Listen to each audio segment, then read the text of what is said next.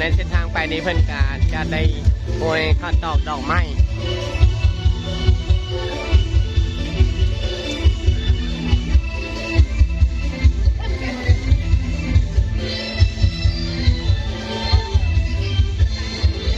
การแห่นี้เพิ่นกัดใจแห่อยู่3 รอบ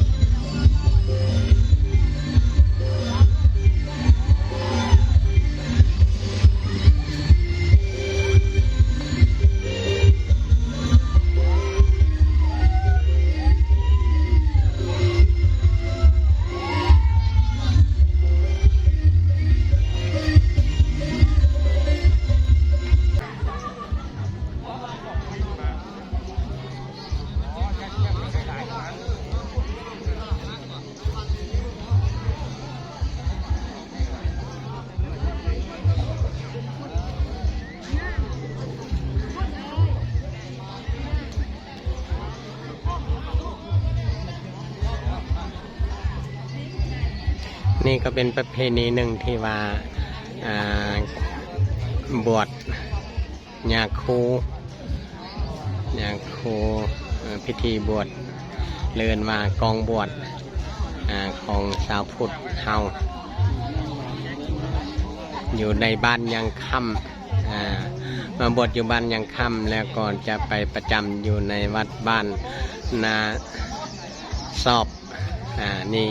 ก็คือญาพ่อจูมที่เพิ่นเป็นพระบวชใหม่เป็นญาบวชใหม่ก็มีญาครูผู้ที่มีศีลหลายกว่าเป็นผู้จูง